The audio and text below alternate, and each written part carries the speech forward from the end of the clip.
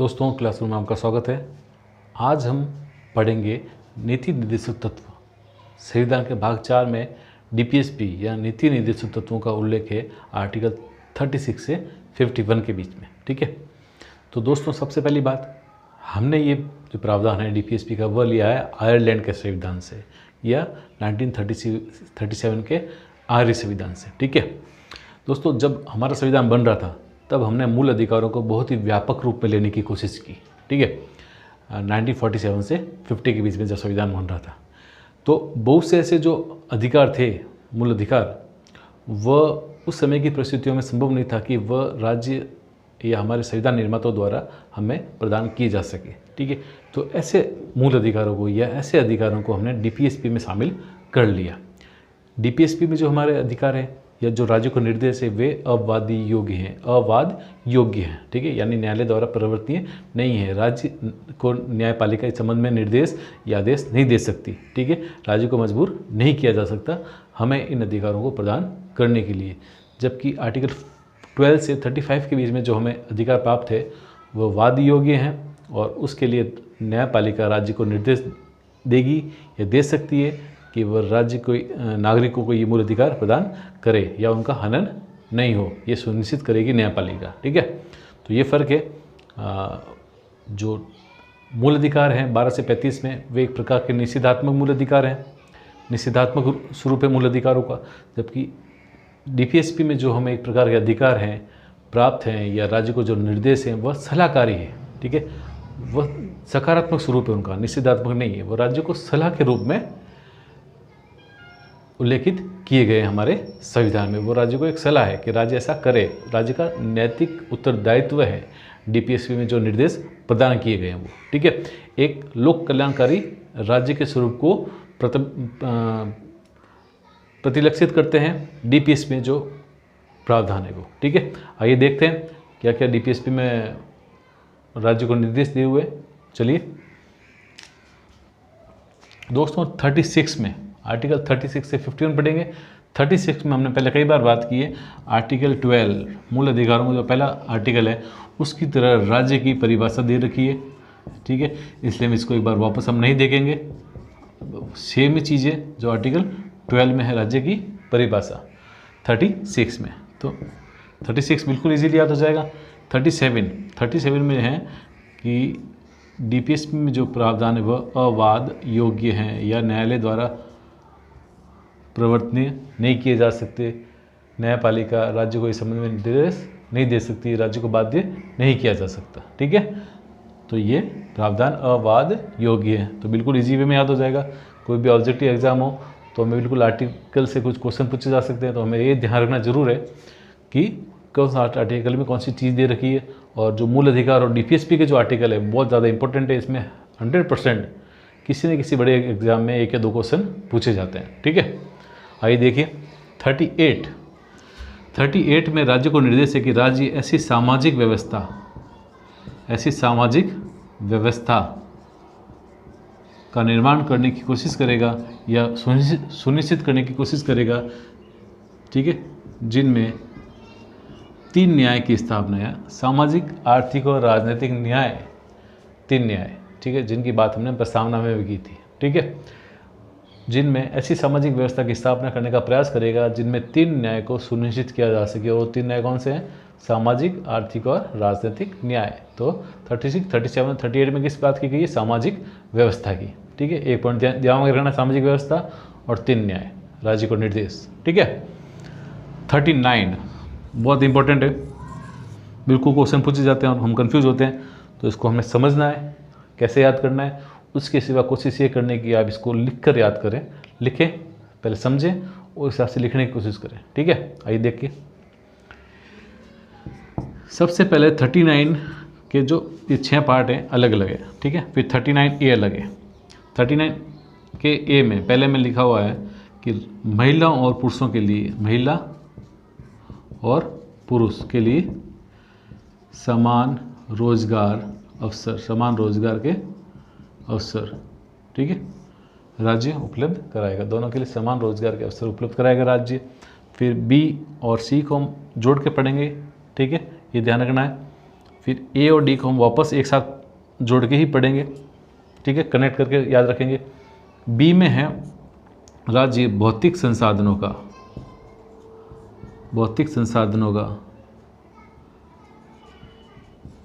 स्वामित्व नियंत्रण इस प्रकार से करेगा कि समाज के सभी वर्गों में इसका उचित बंटवारा सुनिश्चित हो सके, ठीक है। भौतिक संसाधनों का प्रबंधन और नियंत्रण राज्य इस प्रकार का करेगा कि सभी लोगों में इसका समान वितरण सुनिश्चित किया जा सके, ठीक है। भौतिक संसाधन की बात हुई, यहाँ बात होगी अर्थव्यवस्था या आर्थिक संसाधन हम कह सकते हैं, याद रखने के लिए भौतिक संसाधन और आर्थिक संसाधन। राज्य अर्थव्यवस्था के संसाधनों का इस प्रकार से प्रबंधन करेगा कि धन का या संपदा का कुछ हाथों में संकेंद्रण नहीं हो पाए और धन का समान वितरण सुनिश्चित करने का प्रयास करेगा राज्य। कुछ लिमिटेड हाथों में ये संकेंद्रित नहीं हो जाएं जो हमारे राष्ट्र के आर्थिक संसाधन है, ठीक है, या अर्थव्यवस्था है, ठीक है। ये है सी में, तो बी और सी कनेक्ट होंगे, भौतिक संसाधन, अर्थव्यवस्था या आर्थिक संसाधन से, ठीक है। फिर हमने यहाँ बात की थी महिला और पुरुषों के लिए राज्य रोजगार के समान अवसर प्रदान करेगा, तो यहाँ रोजगार दिया, तो यहाँ क्या देगा, इसको जोड़ेंगे समान वेतन। महिला और पुरुषों के लिए समान कार्य के लिए समान वेतन, समान कार्य के लिए समान वेतन, ठीक है। फिर राज्य ई के अंदर अगला बच्चों की सुकुमार अवस्था का ध्यान रखेगा, ठीक है, और महिलाओं और वृद्धों को कामगारों या मजदूरों के रूप में ऐसे कार्यों में नहीं लगाएगा जिसको वो करने में सक्षम नहीं हो, ठीक है। मजदूरों और कामगारों के रूप में उनके क्षमताओं के हिसाब से वो कार्य प्रदान करेगा राज्य, ठीक है। ई और एफ में राज्य बच्चों के विकास के लिए स्वस्थ वातावरण उपलब्ध कराएगा, ठीक है। तो पीछे दो बच्चे हुए हैं, इनको बच्चों से कनेक्ट करना है, नीचे वाले में सिर्फ बच्चे ही हैं एफ में, और ई में बच्चों के साथ महिलाएं और वृद्ध भी हैं, ठीक है, कामगारों के रूप में, ठीक है, महिलाओं और वृद्ध कामगारों के रूप में। तो ये हो गए, इसको जैसे हमने पढ़ा है उसको आप एक बार पीछे ले जाएं, वापस देखें, समझें और लिख के कोशिश करें। यहाँ सवाल आता है, हम कंफ्यूज होते हैं, ठीक है। 39 हो गया। अब 39 का ए, 39 का एक है समान न्याय की बात की गई, समान न्याय प्लस निःशुल्क विधिक सहायता। यानी कोई व्यक्ति अगर वकील करने में सक्षम नहीं है, आर्थिक रूप से इतना संपन्न नहीं है, तो राज्य ये सुविधा उस व्यक्ति को प्रदान करेगा, समान न्याय और निःशुल्क विधिक सहायता, ठीक है। 39A। 40 बहुत इंपॉर्टेंट है, और 40 को याद रखना है और सीधा याद रखना पंचायती राज। राज्य पंचायती राज संस्थाओं की स्थापना करेगा, आर्टिकल 40, ठीक है। फिर 41, 42, 43 बिल्कुल ऐसे ही हमें कनेक्ट करके उसको याद करेंगे। 41 में है राज्य कुछ दशाओं में काम, शिक्षा और लोक सहायता प्रदान करेगा, कार्य प्रदान करेगा। नरेगा हम देखते हैं, शिक्षा, राइट ऑफ एजुकेशन, आरटी से पहले भी राज्य ने शिक्षा प्रदान करने के कई प्रयास किए हैं, बच्चों को, बुजुर्गों को, ठीक है, कई योजनाएं चलाई है, तो वो सारी इसके अंदर है। ये जो निर्देश मिले हैं यहाँ से राज्य ने वो चीज़ें लागू करने के प्रयास किए हैं। फिर लोक सहायता, पेंशन हम सुना है, पेंशन के बारे में सुना है, विकलांगों को, विधवाओं को, ठीक है, और जो सीनियर सिटीजन उनको राज्य पेंशन देता है। तो वो सारी चीज़ें कहाँ से, निर्देश कहाँ से मिलते हैं राज्य को, 41 से, ठीक है। जब भी हम अखबार में ऐसी चीज़ पढ़ें तो सीधा दिमाग में आना चाहिए, ठीक है, क्योंकि हम एज ए स्टूडेंट उसको पढ़ रहे हैं, तो दिमाग में आना चाहिए आर्टिकल 41, ये चीज़ को हमें सीधा करना आर्टिकल 41 में, ठीक है। ये हो गया 41 में। अब यहाँ पे हम इस काम को या रोजगार को याद रखेंगे। अब कार्य दिया है तो कार्य की मानवोचित दशाएं,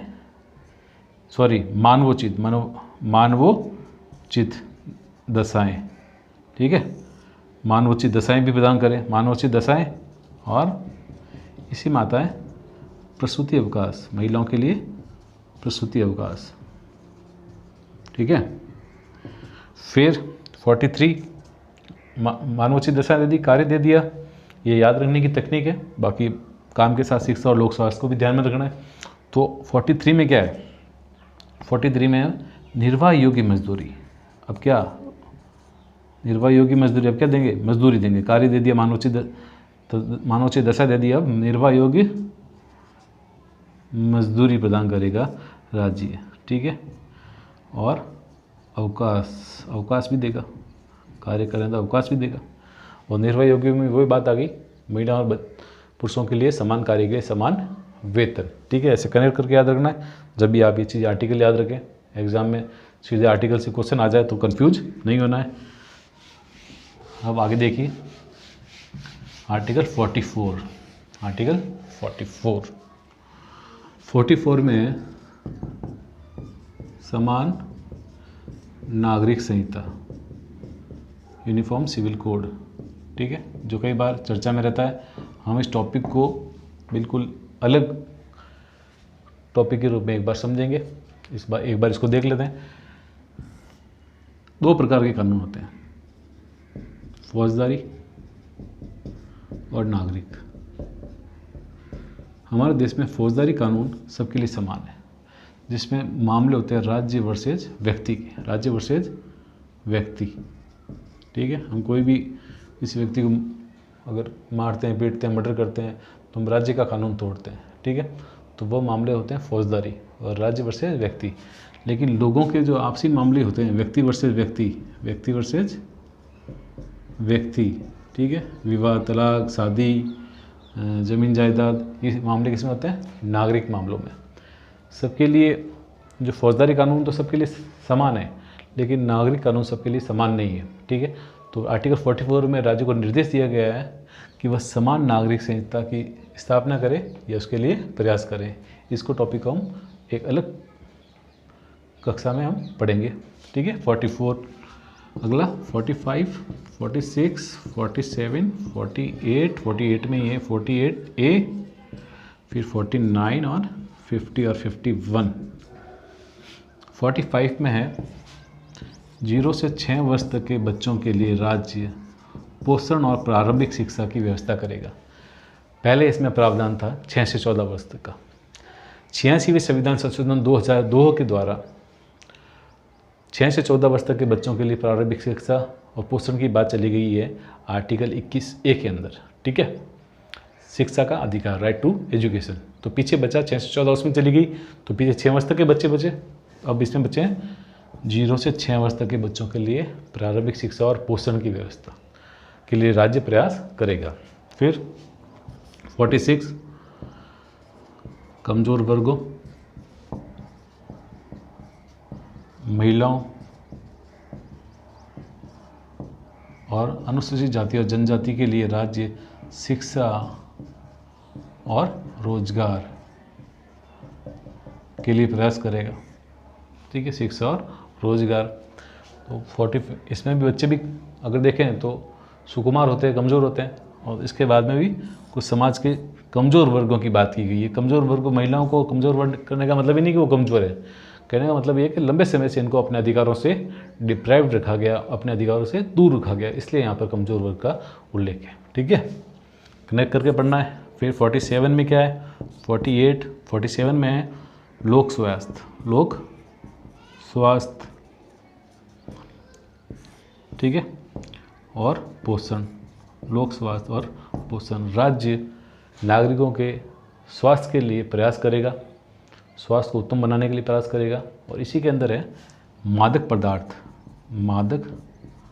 पदार्थ या हानिकारक पदार्थों को प्रतिबंधित करेगा। जैसे गुटखे को प्रतिबंधित किया जाता है, शराब को प्रतिबंधित किया जाता है, ड्राई स्टेट बनाया जाता है, वो निर्देश राज्य को यहाँ से मिलते हैं। लोक स्वास्थ्य, पोषण, अन्नपूर्णा योजना, रसोई योजनाएं बनती है, लोगों के भोजन की व्यवस्था राज्य द्वारा की जाती है कम पैसों में, वो सारे निर्देश यहाँ से मिलते हैं आर्टिकल 47 से, ठीक है।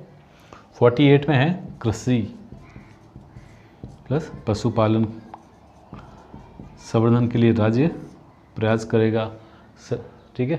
कृषि और पशुपालन के संवर्धन विकास के लिए राज्य प्रयास करेगा। और इसी में आता है पशुवध प्रतिबंध, ठीक है। 48 और 48 एक में कन्फ्यूज़न होता है, सवाल आता है 100%। 40 इसमें तो कृषि पशुपालन, इसमें